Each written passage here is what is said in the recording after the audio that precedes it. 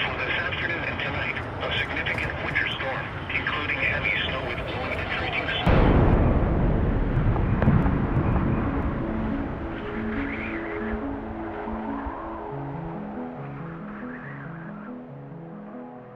Hello and welcome to the SnowBrains podcast, where it's my job to interview the most intelligent people in the snow sports industry and pass their fascinating knowledge onto you, our listeners. I'm your host, Miles Clark.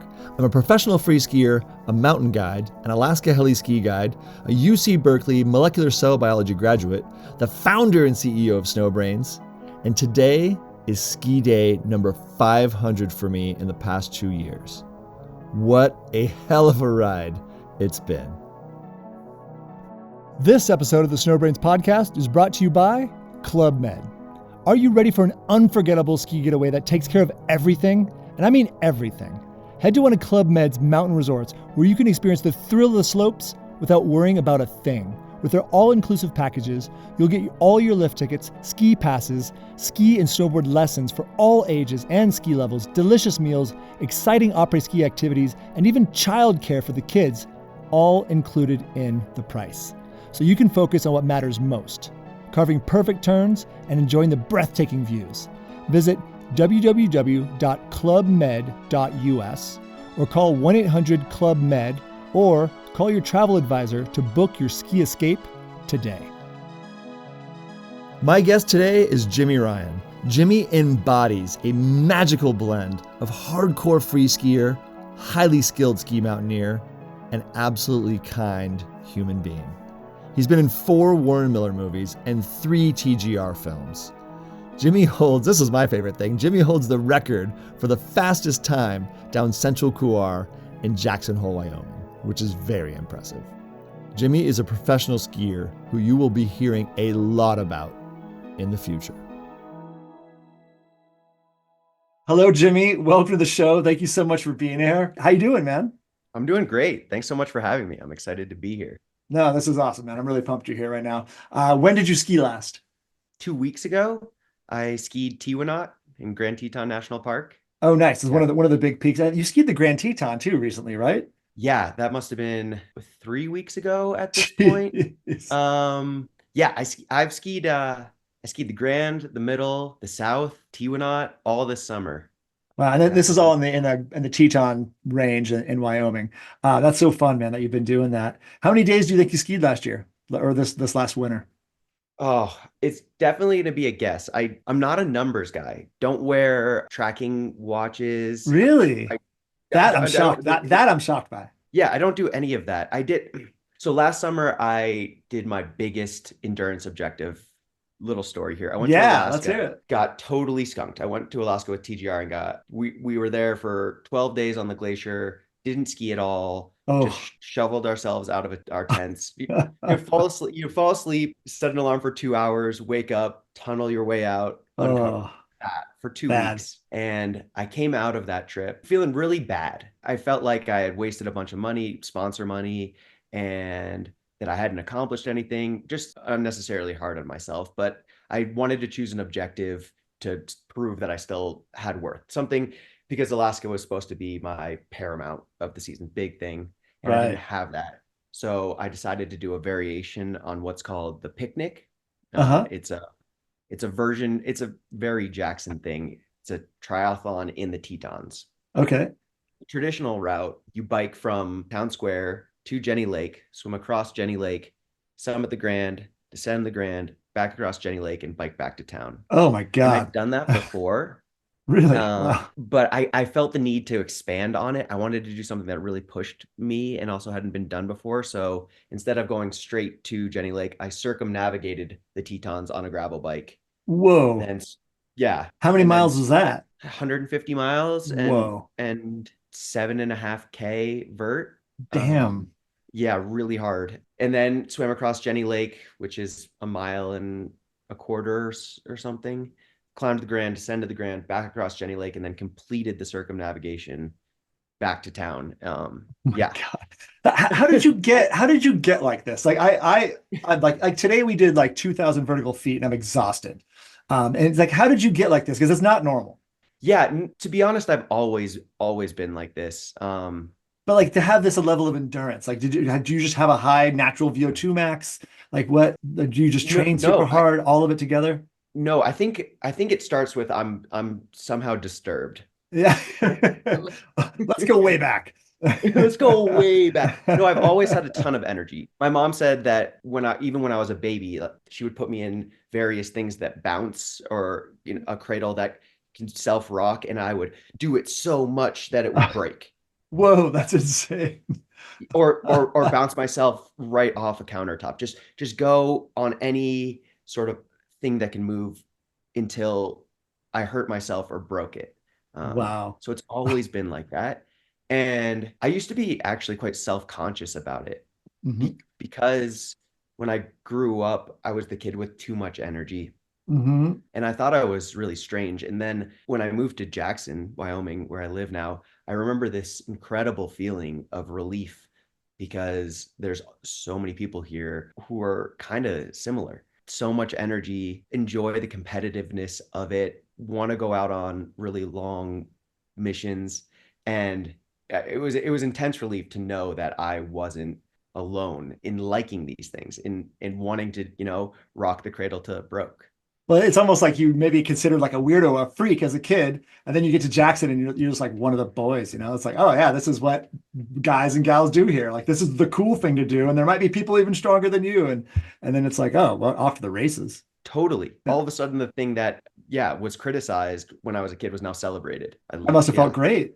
it felt amazing. So let's just go back to it for 1 second, because to me that is really freakish. So it's 150 miles on your bike. It's 3 miles Yes. of swimming, and then the vert on the Grand is quite a bit too, right? How much is that? 7.5K as well. And how It many was miles is that? That's got to be a few more. 14, I think. Wow. So 14 plus that. So it's 164 miles.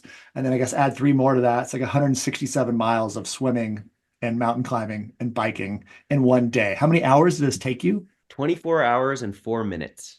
The Grand Picnic, 24 hours and 4 minutes. Oh my God. I had a 9 hour and 30-minute day on the Eastern Sierra last year, and I was so maxed out. It was a little beyond, my normal. You try to go a little bit past your what you think you can do, but I mean, I just can't imagine doing what you did there. That's incredible, man. So you were rocking around in your cradle till you broke it. I love that. And I tell us your quick and dirty life story. It doesn't have to start at the cradle, I guess, but I'd love to hear like your 3-minute life story. If it goes longer than that, I'm totally cool with it. Yeah, 3-minute life story. I grew up in Vermont. I have no memory prior to skiing. Wow. Uh, my dad was a skier, taught me to ski. My mom too, really. Wait, your dad was in the Olympics, right? My dad, he did. That's Yeah, insane. he was on the U.S. ski team in the 60s. Back when skiing and ski racing had that glamour to it, or maybe I've Hmm. just superimposed it on it. It felt like, I don't Kind of bad know, boy even, right? my dad was a Well, bad maybe not boy. your dad, but like the image of ski racing back then. For sure. Yeah, Yeah, for sure had a bad yeah. boy thing. Anyways, he would kill me if I said that. He actively tries to separate himself from his bad boy era. So I was introduced to skiing very young, but so I always knew how to ski, but skiing was how I identified so early. I always considered myself a skier. I have one of my very first memories is being with, skiing down a trail with my friend Bubba and looking over at him and saying, "Hey, Bubs, like, let's go. Let's ditch the group. Let's ditch the adults," and independence so early because of this thing, because of skiing. And then went into ski racing because that's what you do in Vermont. East Coast, you're a Yeah. skier, you're a ski racer, or freestyle, but there was no free ride, Mhm. definitely not. And to just be a free skier didn't exist. I was a ski racer, and that's all I really pursued or thought of for skiing for a very long time. Really, until I moved out west, I didn't consider any other path in skiing besides ski racing. It brought me to college. I went to Colby College in Maine, No way. which, Congrats. That's a great yeah, school. yeah, it was really good. It's a really good school. Oh, it's cool. Um, Yeah, my friend Brennan went there. He played football there, I think. They have a football team? they do. Yeah, Yeah. okay. Yeah, continue. Yeah, pretty proud, pretty good school. I'm a good student, which I think surprises a lot of people. They don't expect that out of a professional athlete, but I understand systems and I'm competitive. So those Hmm. two things, I always liked getting good grades. And what'd you I study? shouldn't say always. Mhm.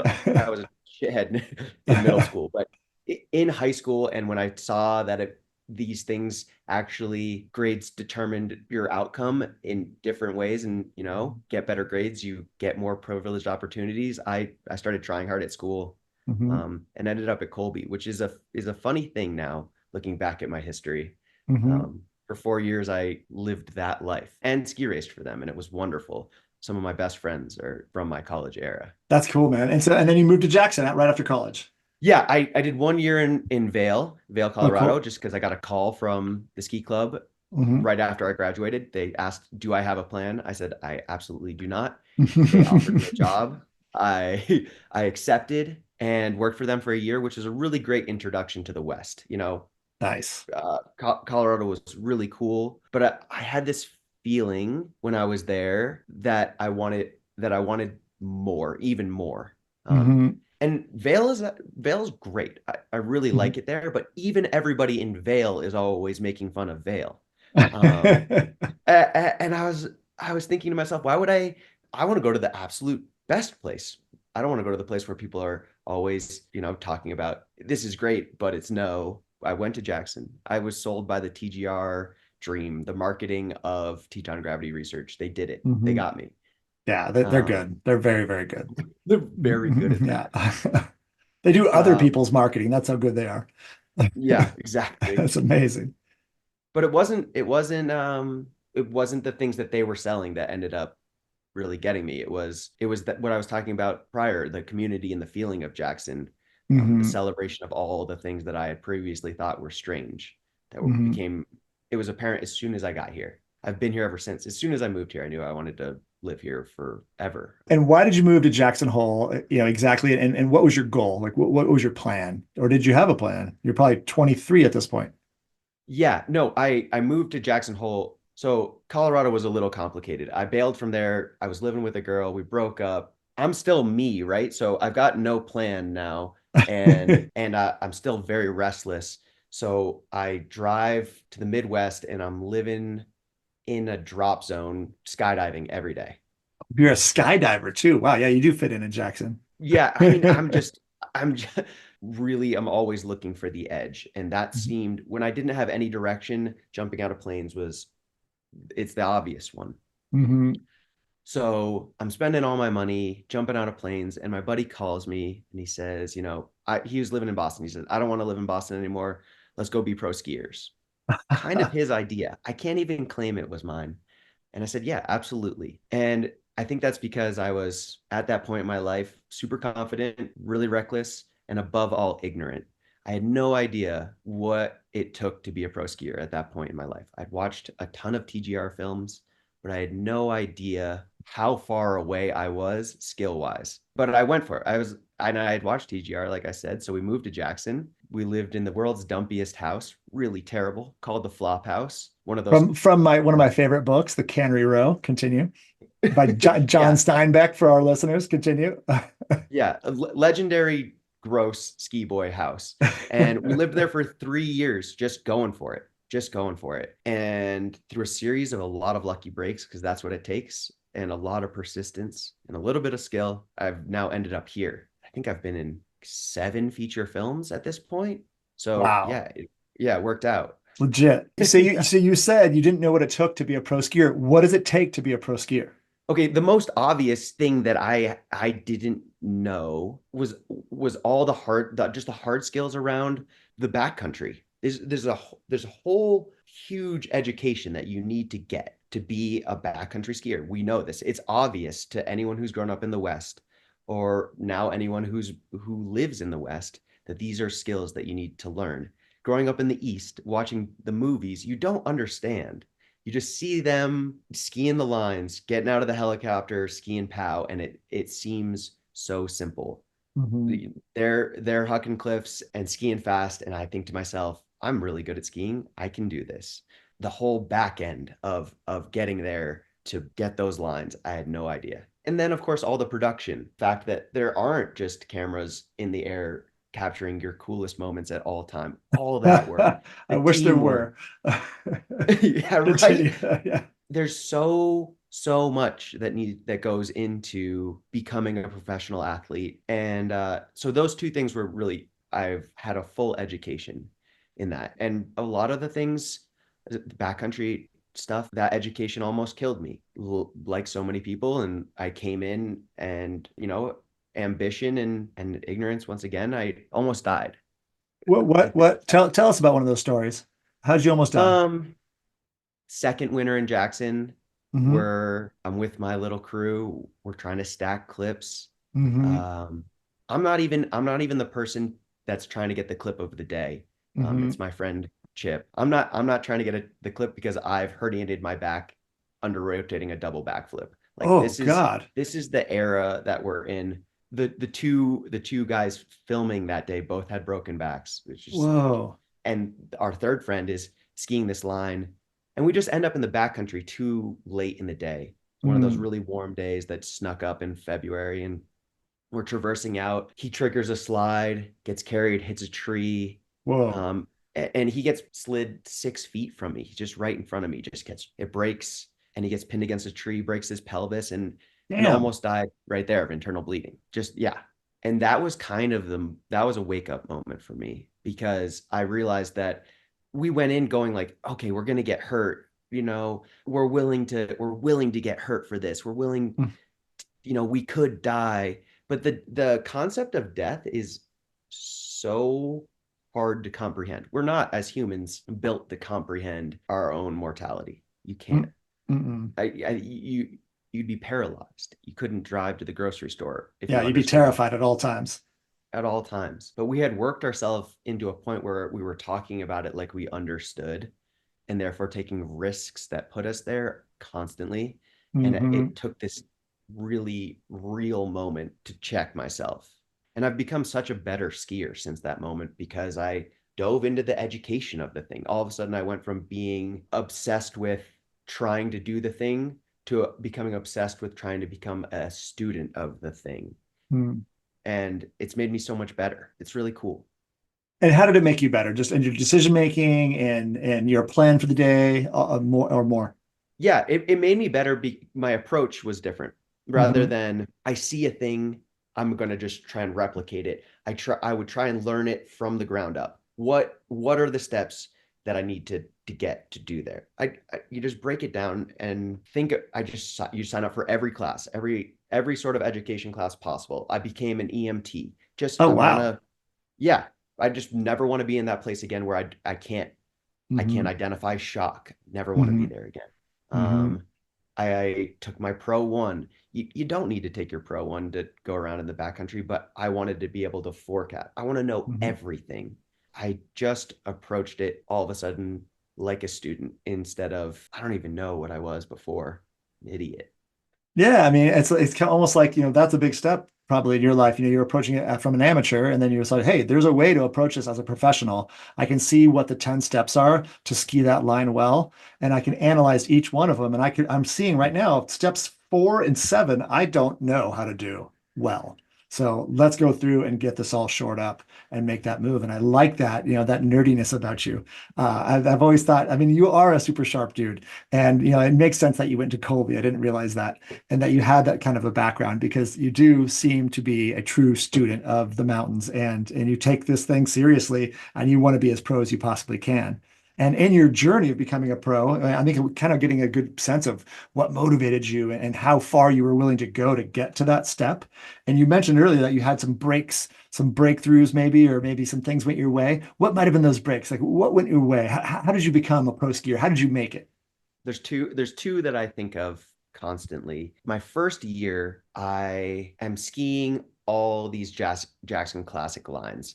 Mhm. This is so far Name a couple my for us, because I think people love to know. Central, Breakneck, Gothic, SNS, Hmm. Puckerface, every no name face, Which one's the all these scariest for lines. you? SNS felt stunty. The guy who dropped in before me lands, breaks his hand, yells up to me, "I broke my hand. Oh, Landing to the right should be better." I jump in.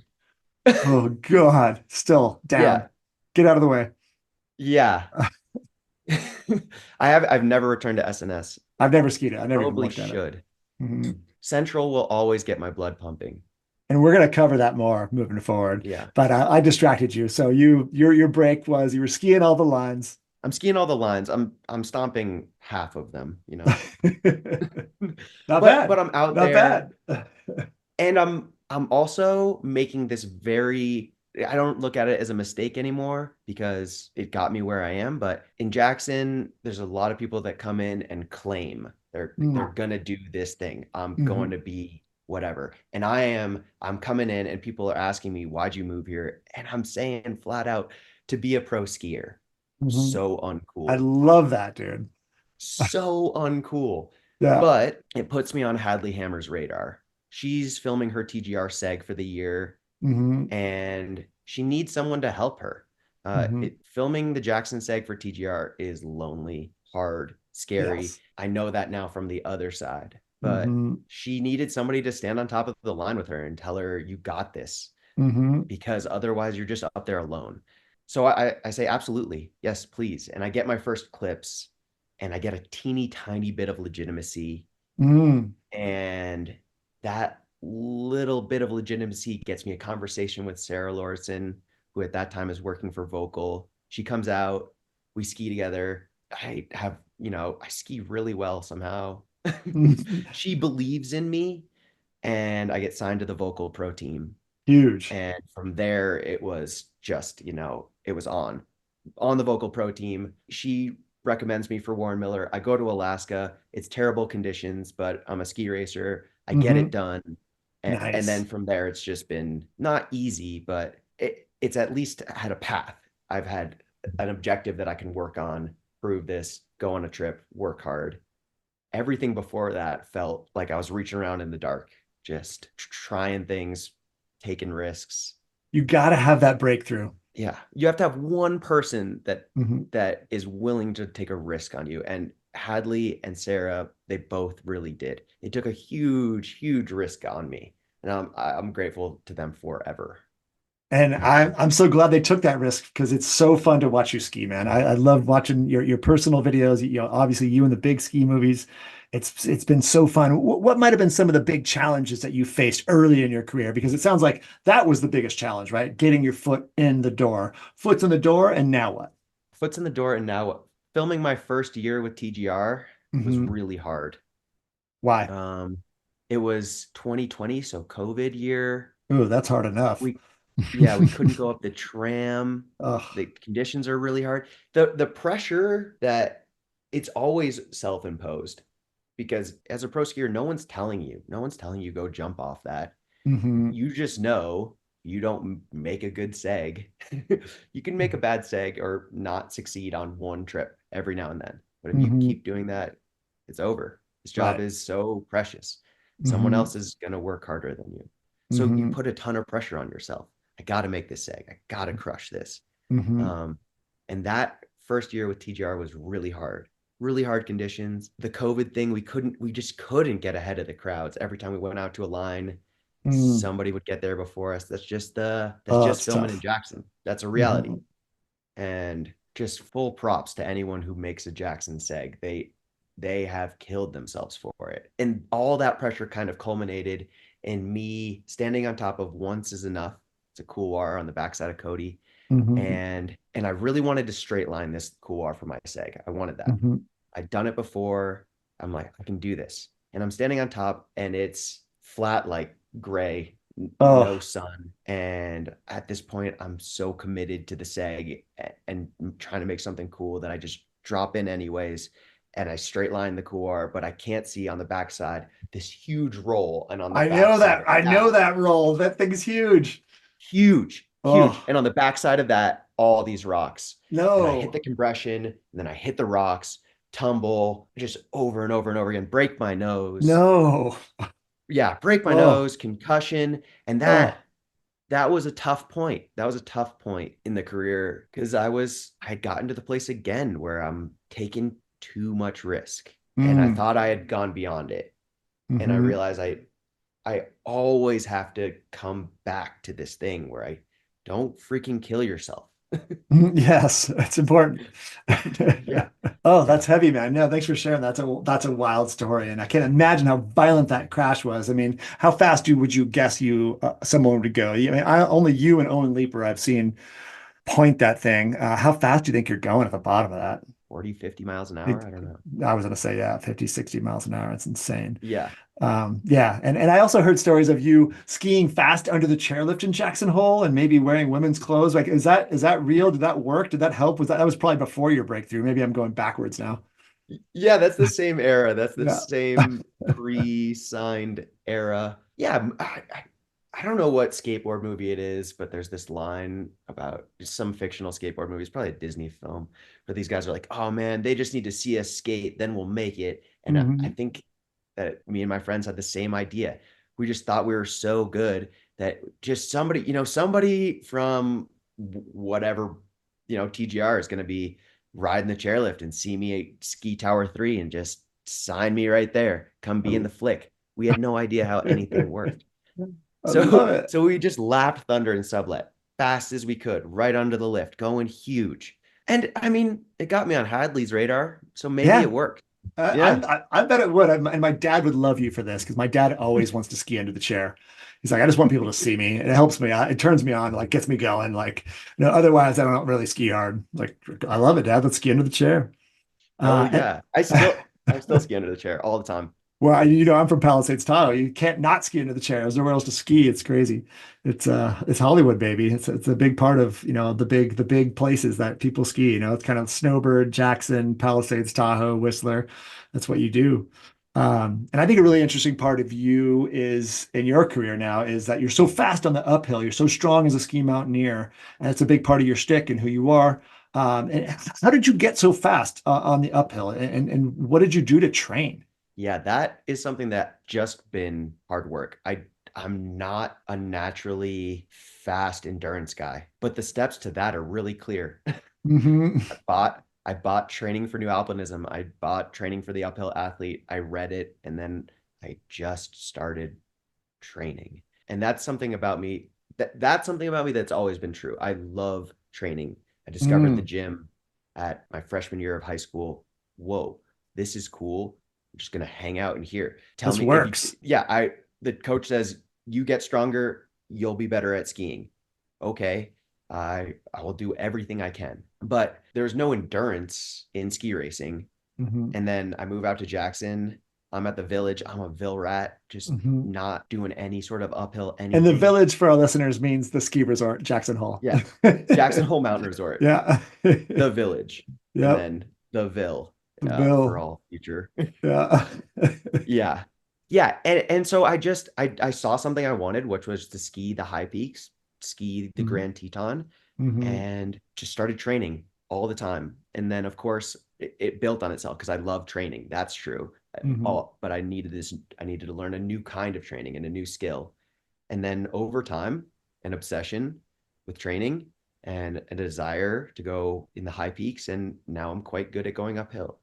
And it worked. Give us just a really short, quick example. Like, what does a training day or week look like? Typical training day in Jackson in the summer. I'm in it Hmm. right now. I'm just in the Hmm. in the vibe. I'll wake Hmm. up. I caffeinate. That's the one substance I've never been able to let go. I cannot. I wake up, I caffeinate, and then I'll either go to the gym for 2 hours or go for a run for 2 hours.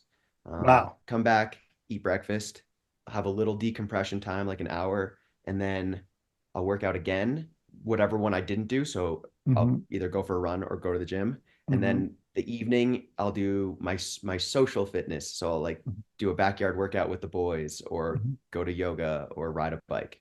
So typically double session to triple session a day or just a really big day in the hills. So anytime you go up the Grand or go for a long run. So it's either three small sessions of an hour to 2 hours or one really big day. And how many days a week? I'll probably do something like that 5 days a week. And then, Wow. So wake up, yeah, take I drugs, go hard all day. wake up. Yeah, sure. But I love freaking people out with caffeine as a drug. So wake up, caffeinate, have a big triple workout, and do that 5 days a week, man. That's very impressive. No I, wonder, no I, wonder I'm behind on the skin track. I just enjoy it. I just like it. And it's Mhm. also the way I socialize. I'll maybe do one of those alone, but so many of my friends and like what we like doing is fitness or Mhm. mountain sports. So Mhm. I'm hanging out and it's where my community is built around. So it feels natural. It doesn't feel like a ton of work or a burden almost ever. And you're getting two of the five, most important keys to happiness, which, one of them is being social and the other one is obviously exercise. So that's huge, knocking two birds out with one stone right away. And I was just so impressed that you basically talked TGR into filming in the Grand Teton National Park. I'd be curious, to hear you speak about that and kind of in the same breath, how big a part of your future do you think is ski mountaineering?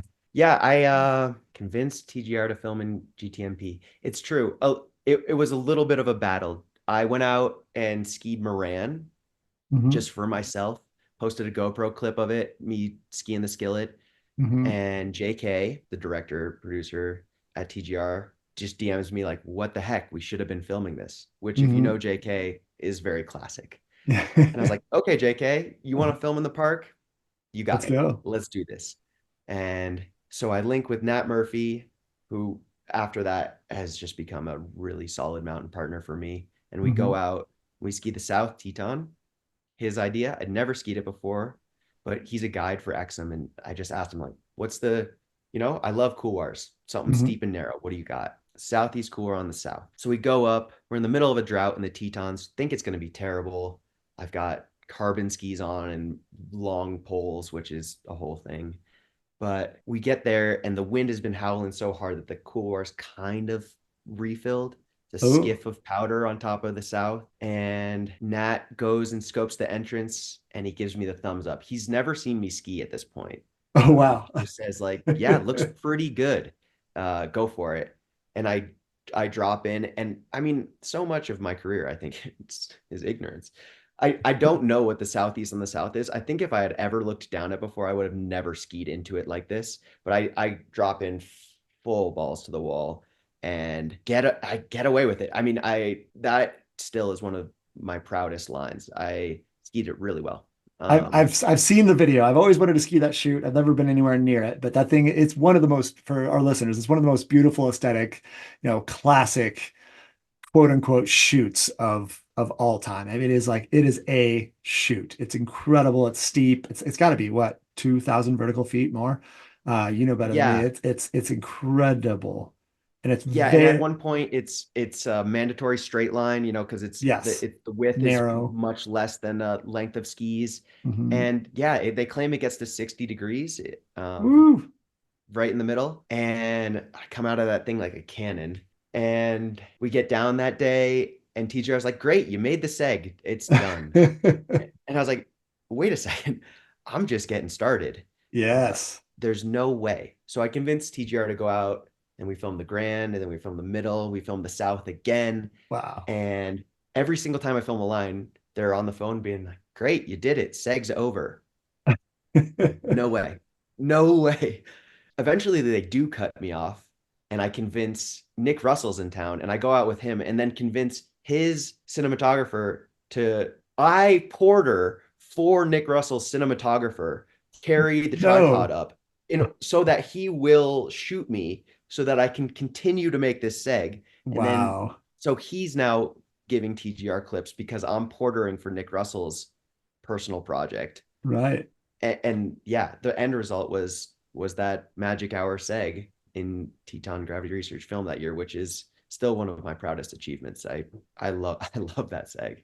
And you should be proud. And if people haven't watched it, please go look it up, find that clip, that segment, because it is wild. And the amount of work that goes into that. I mean, for a normal person, maybe different, but how long does it take to hike to the top of the Grand Teton to South Teton? I mean, these are huge days.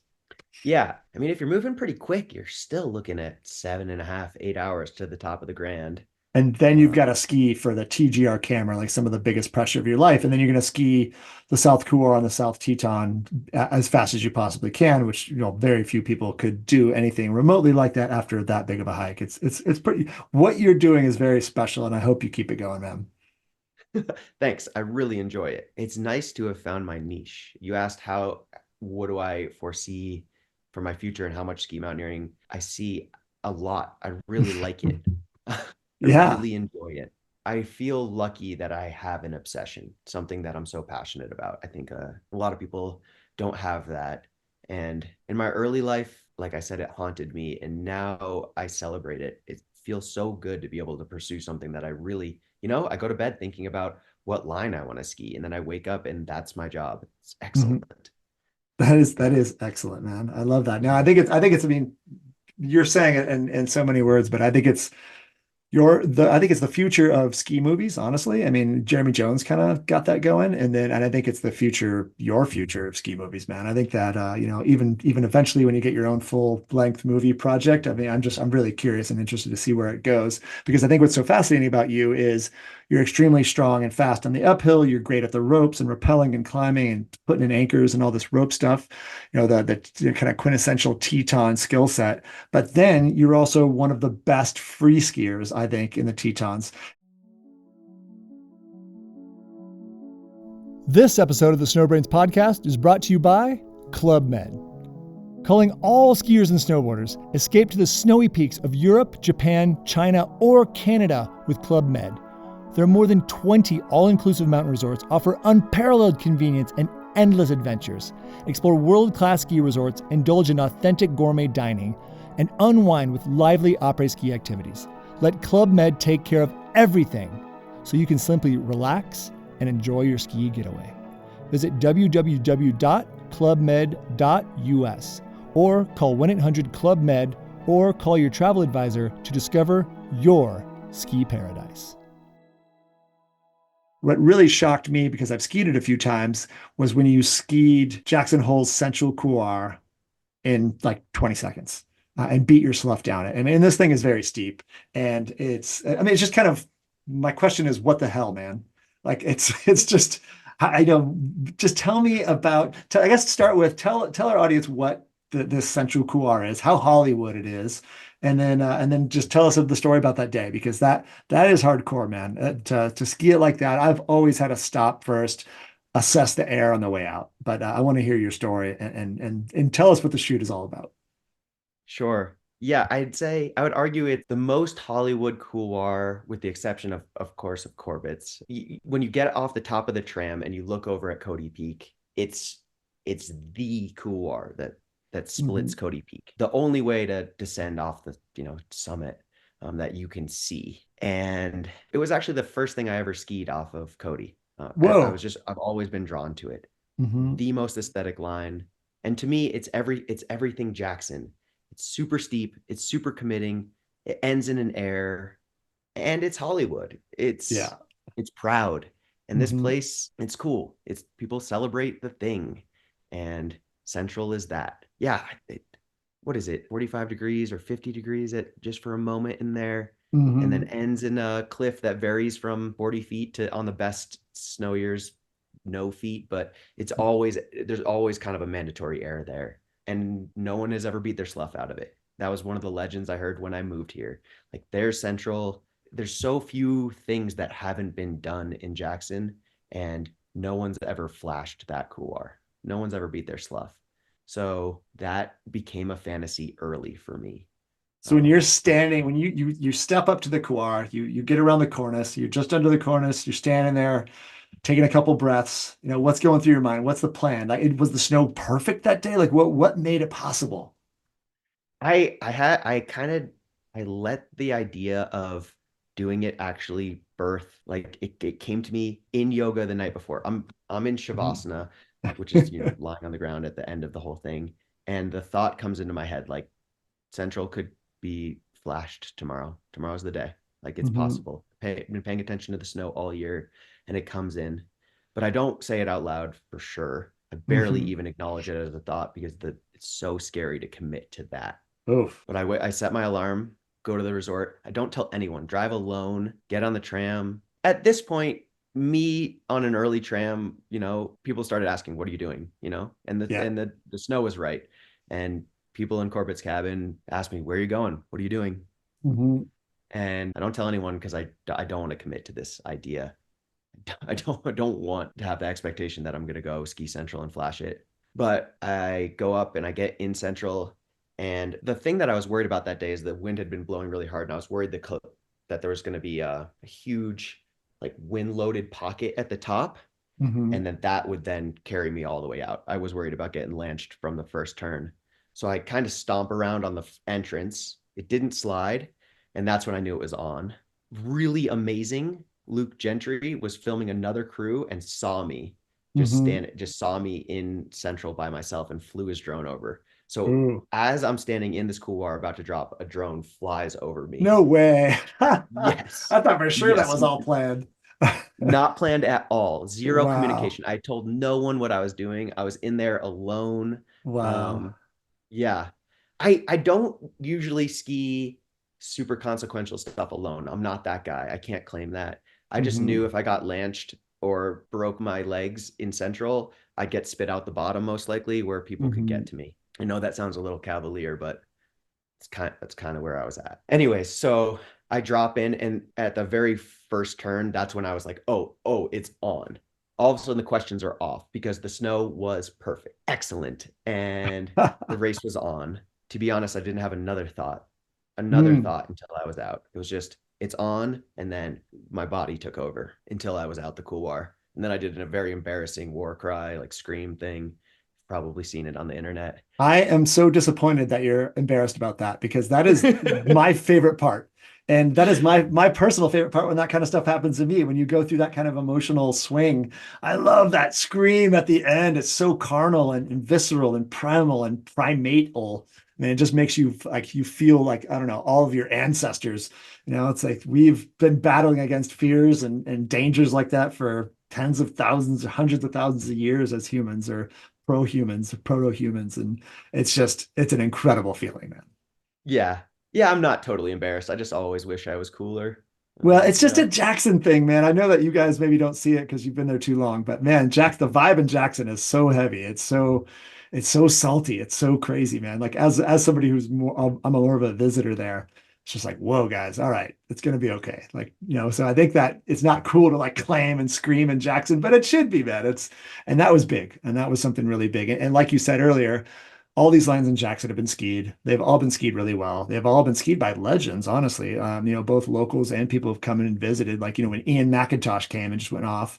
But to do something that nobody's done in Jackson before, that doesn't happen very often. And what you did is not something that may happen again, or at least not for a long time. That is what you did was really impressive, man. It blew my mind, and you deserve to have your primal proto-human scream. Thank you. Yeah. I mean, I can't even claim that yeah, it wasn't a choice. That was going to happen. It was years. It was 24 hours and at the same time years of stress and fear and joy all coming out. Right. And people that don't ski at your level don't always understand that. I mean, I think that a lot of us do have these huge breakthrough, these huge scary moments, but that level is, I mean, did you sleep much the night before? I mean, it's just people don't people might not understand exactly what that's like. I mean, you like to go through that fear and that anxiety and that, potentially loss of sleep and you waking up and, it's just so in your mind. And then when it works out, boy, it's a huge relief because it could go really bad, as you've discussed here. And in that vein, what might be the biggest, gnarliest mountain you've skied or biggest, gnarliest line you've skied? Yeah, I'm in the middle of this project with Sam Smoothie. It's called 24 Hmm. and it's in New Zealand. So last year I went down. So Sam was on that Alaska trip with me where we got totally skunked. Oh, Uh, great. and that was one of the best things that came out of it is Sam and I spending hours and hours in a tent with him just rambling about New Zealand and how great it was. And he sold me on it. I mean, he was honest. He said, the skiing is awful. You're going to love it. But he loves New Zealand. He loves where he's from. And we would just look at his phone and scroll through pictures he'd taken of these lines he wanted to ski, things that had never been skied. Oh, wow. And I said, okay, Sam, I'll come. Let's Hmm. do it. And Hmm. he's really, you want to do this? Hmm. Absolutely. Let's go. Hmm. So I went down last year, about this time a year ago, stayed at his house for 6 weeks and we teed off. We skied some really cool stuff. And we got we got the first descent of this mountain called Multibrun, the first descent of the east face. There's a ice climbing route called the zigzag route that got skied by a Chamonix crew 6 years ago or something. But Wow. the whole east face, which is this whole glaciated, serac filled, fluted face, had never been skied. And the mountain had never been skied since that Chamonix pair skied the zigzag route. So Sam and I and our third friend, well, my friend now, Sam's friend then, Will Roundtree went out and we skied this line, and it's hard to describe the skiing in New Zealand. It's just huge ice faces, hanging ice sheets, and you have to connect them, multi-brun especially. And a storm had come in 2 days before, kind of glued the snow to this face. So we took a recon ride in a helicopter and Oh, got a look at smart. this That's thing. amazing. Saw that it was potentially skiable, but really we only got to look at it for 5 minutes, took some pictures, and then, you're not allowed to land on top of any of these things. And so landed super far away and started climbing towards it, built a base camp at the bottom of the zigzag route. This a whole part of this New Zealand trip is I'm doing ice climbs in the dark that are way above my pay grade. Whoa, man. Yeah. Climb the zigzag route, full free solo, group Damn. solo. We're all soloing this thing in the dark. Every step is multiplying my ice climbing experience because I'm just learning as I go. Wow. And end up on top of Multi-Brun at daybreak. And then we link the east face through a series of flutes that are disintegrating underfoot as we're skiing them. So the snow had come in and stuck to these ice faces, and then it's disintegrating as we're skiing it. So the flutes are getting smaller and narrower as we're standing on them. And it felt like what is it, like sand timer, where you turn it over, and we know this face won't be skiable by the afternoon. Wow. The snow we're skiing won't exist again. It's just it was so wild, and it was so complicated. There was a period where Will pioneered a pitch, and he radios up that the beta is ice axe in your left hand, bare right hand for crimping on rock. Oh, shit. Yeah. Bare right hand. Thing culminates in the final pitch, which is just an Alaska style spine wall. Ooh. Over the Bergstrand to safety. Until Central this year, I had never had a feeling like that again. Just full emotional release. And then I booked my trip home because I promised myself I would. I had a moment where I was standing in the dark under the moonlight, looking up at the zigzag route, and I said, if you survive this tomorrow, you're going home no matter what. Because I knew that I would come out the other side, and if I lived, I'd want to do it again instantly. Oof. But I had to cut myself off. Yeah, that was the most incredible descent of my life. Well, I can't see. They published something where Sam was skiing something absolutely wild, and maybe it was that, but I don't know. Maybe you guys haven't published anything like that yet. It was the cover article. Our Descent of Multi-Brun got the cover shot of Wild magazine, which is an Aussie publication. But Sam's pretty old school. He locks down media. He really just only wants to show it when the film comes out, which is tough for me. I'm a new age guy. I came up in the Instagram era. I'm like, dude, let's blast this thing. Are you meant this is the coolest GoPro clip ever, dude. Let me just blast this. Because you mentioned, that fear and those thoughts in the dark, that many or all mountaineers have and ski mountaineers have. Do you worry about getting hurt or killed while skiing and ski mountaineering? Definitely. Yeah, totally. I really like my life. I don't want to die. But yet you take these risks, right? And so how do you balance that? It's such a tricky, and we've all lost friends. I was just reading you might have lost a friend named Rob. I'm so sorry that happened. And how did that change you when you lose a friend? How does that play into the calculus? How does that change you? How does that help you or hurt you approaching mountains like this? Yeah, I've kind of accepted that I need to take some amount of risk in my life, period, for my own health. It's going to happen, and skiing and mountaineering is a way for me to have it go in a direction. At least it's got a purpose, because if I don't do that, I mean, I'm going to go to the Midwest and jump out of planes. I need this, and at least in this, I have a plan. I am very skilled, so the risk feels like something that I know. At least I understand this risk. I'm taking risk in my field of expertise at the very least. I know that's not the greatest answer.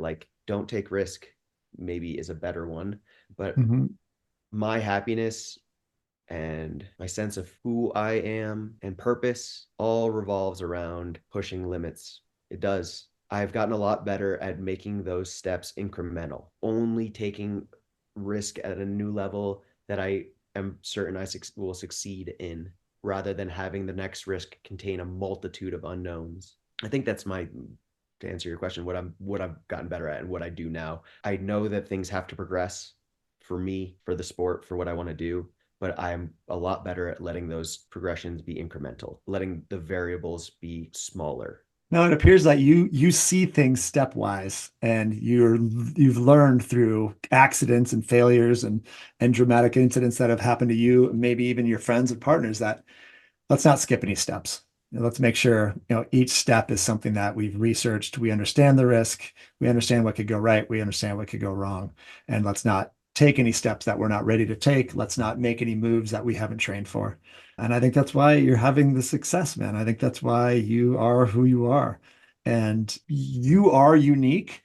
And you are also part of a community that does this. And so you have support, you have other people there with you, you have people to bounce ideas off.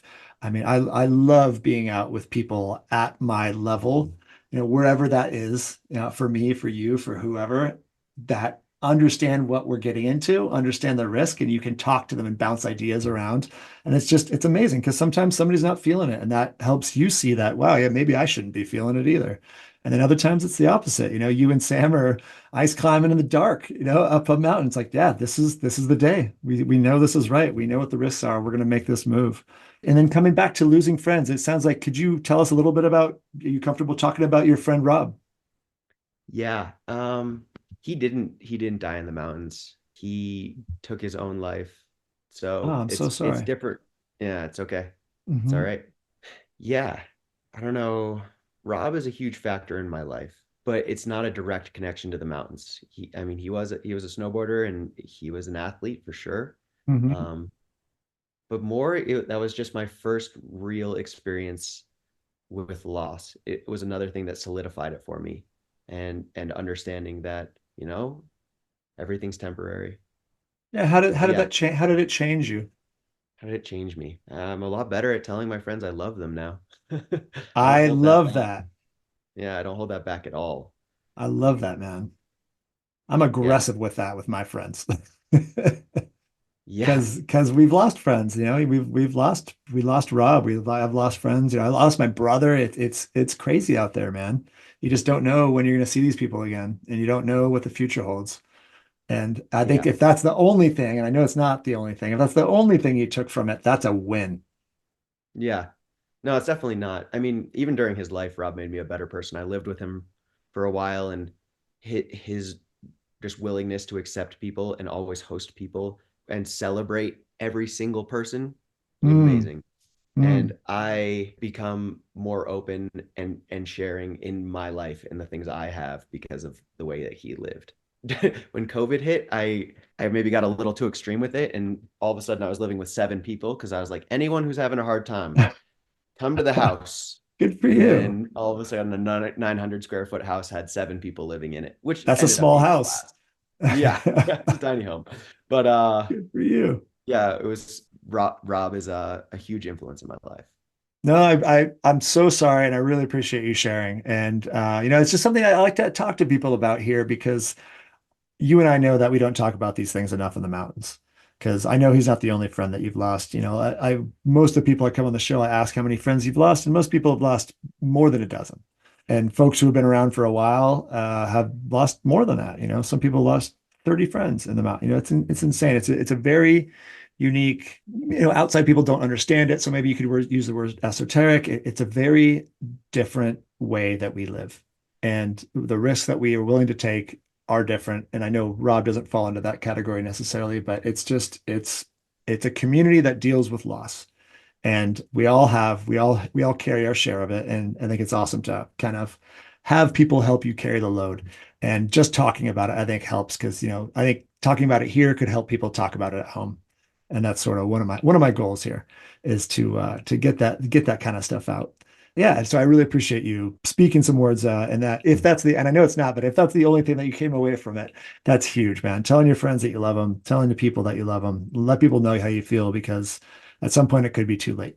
To me, you're close to, if not on, sort of the cutting edge of my two favorite things. Yeah, kind of the ski mountaineering, free skiing thing. So you might have a niche there, and I know that there's a bigger scene, maybe the full on TGR type skiing where people are skiing and hucking cliffs, and then there's a ski mountaineering side. I think you're this really cool blend of them both.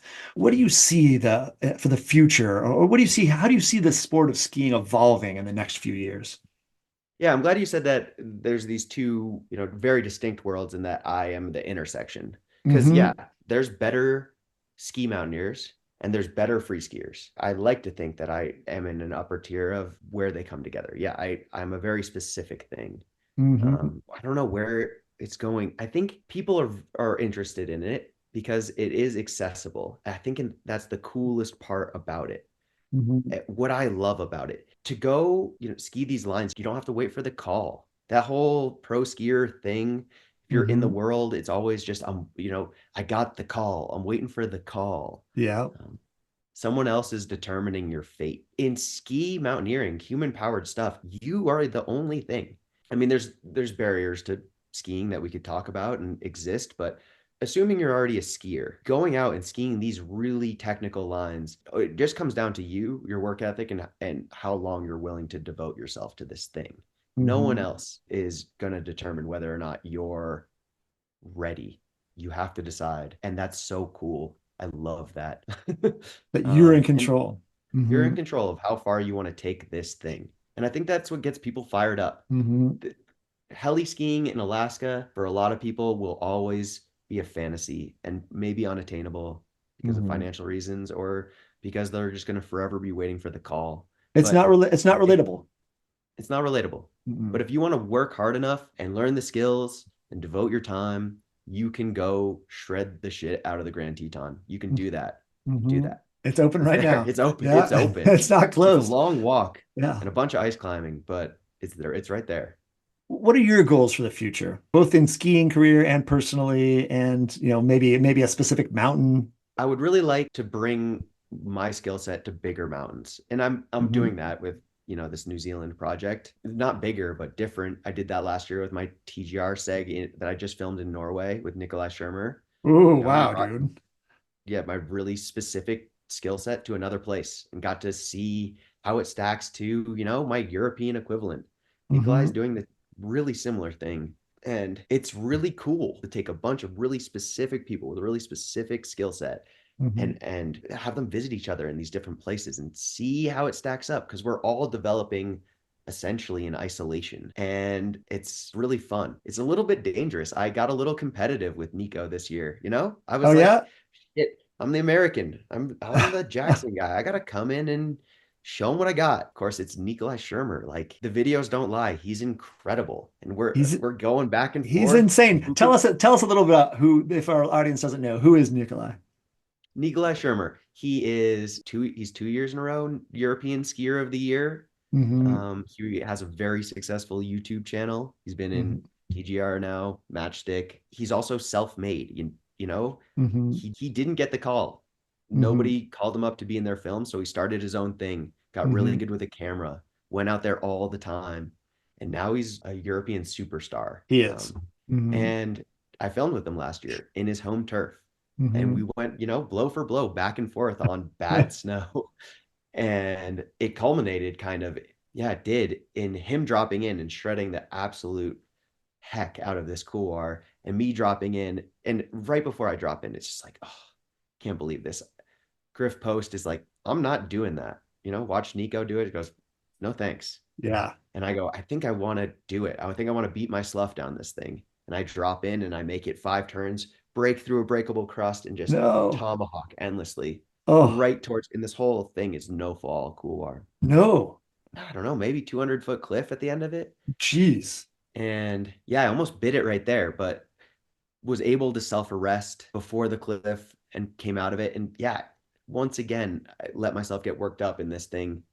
My competitive nature remains, Mm. even as my confidence and in myself grows and I get more comfortable in who I am in my position. I still like super competitive son of a gun in the end of Mm-hmm. the day. Mm-hmm. I mean, that's one of the amazing things. So what makes amazing athletes, one of the jokes I always say is I would have never gotten this far without peer pressure. And that's part of it too, right? And peer pressure, I think also, the way I say it, I think it's kind of wrapped up in competition as well. It's like, well, my friends are doing it. If all your friends jumped off the Golden Gate Bridge, would you? Like, yeah. I think so. Yeah. If they're doing it, what the hell? It's an interesting game to play, but I love that. And do you have, any like specific goals? I asked you earlier, what's the gnarliest mountain you skied? And you told us about that mountain in New Zealand. What's the biggest, gnarliest mountain you want to ski? You haven't skied yet. Oh man, I'd go as big as they'd will to like I'll go as big as they can if they're gonna fund me. Because I'm thinking like, are you going to end up in the Himalaya? Because my experience is the higher you go, the worse the snow gets. So does big mountain mean elevation for you, or does it mean something else? Yeah, I would love to go to the Himalaya, to be honest. I Mhm. would. I don't say that out loud that often because I'm a little afraid it just won't happen. Not from desire, but from funding. But bad snow is kind of my thing. I'm really good at it. Yeah. There's a lot of really good powder skiers. There's powder like people that have raised in the West, they Mhm. shred powder. It's Mhm. awesome. I like that I can tolerate bad snow. From Vermont, pretty good at bad snow. I mean, it's amazing what you've done in bad snow. I suck in bad snow, and I find the AT gear makes me I'm even worse than I normally am in bad snow. And so, and Well, that I'm imagining, yeah, you're like grabbing your face. You get it, right? Like, does the AT gear hold you back at all? Do you notice the difference? Because we just watched you in the movie, and it's like, whoa, you just shredded the South Core, the Grand Teton at full speed, and you know, awesome. But people don't realize, you're on pin gear probably. You're on lightweight boots. You're on a lightweight ski. The stuff doesn't ski the same. How do you feel and notice these differences? yeah, I mean, unfortunately, you just tolerate it. You have to. You have to. It's what you got. Yeah. It's where the technology is right now. Hmm. Maybe, I mean, someday we're gonna get a really stiff touring boot. How does it affect your confidence though? Does it It go into your definitely does. calculation? Yeah, I mean it does to me hugely. Because then when I ski, today I skied some punchy snow and it wrenched one of my skis to the right, and I thought, oh my gosh, like that was terrifying. Had I been in my regular gear, I could have muscled out of that a little better. But man, in this stuff, I'm just putting on the brakes and skiing this soft now. But that's not what you do. You still are skiing hard, and do you give some credit to your ski racing background, or what helps you get through that feeling, that sensation? It's bad snow. I'm in worse gear, but I'm still gonna charge. Yeah, ski racing and volume. Being raised on the East Coast, I'm very familiar with ice and my Hmm. outside ski. I got that. Hmm. The constant varied snow and terrain, it's because I ski hundreds of days a year. You just get used to it. I ski so much. Think that's as simple as that. Just go out all the time in the worst snow. I go out, ski bad snow all the time. That's terrific advice right there. And I think that's somebody told me that a long time ago. Most skiers can ski well in good snow. It's the great skiers who ski well in bad snow. And I think that's a huge threshold differentiator. And if you were 75 years old and not really skiing too hard anymore, and you look back on your professional skiing career and just your life of skiing, because I think your life doesn't have to be defined by pro skiing. I think you'd be doing this shit even without the money. When you look back on your career, what do you want to see from that? Like, how would you want yourself to be defined? What would you want to see that you accomplished? And what feeling do you hope to have at that point? I don't know. I'm pretty convinced that everybody's gonna, I mean, the whole legacy thing, I think that a lot of people spend a lot of time thinking about their legacy. No Hmm. matter what I do, I'm gonna be forgotten like pretty soon here, like in 2 generations max. It's true.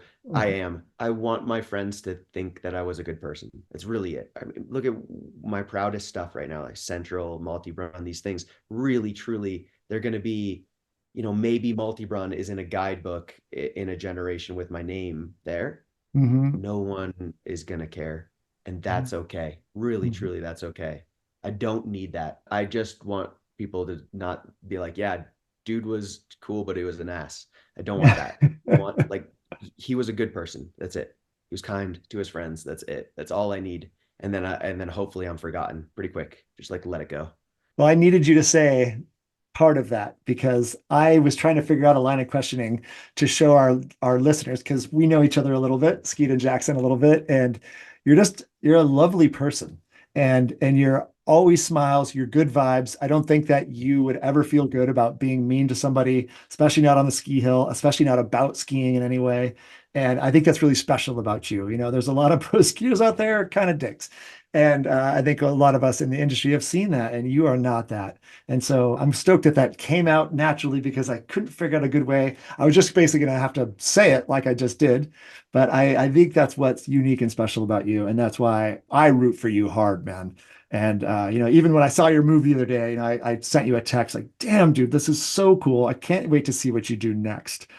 And if you could look back at your younger self and give yourself one piece of advice, what might that advice be? Yeah, I'm going to give you two answers. One is just nothing, because I feel so lucky to have ended up where I am now.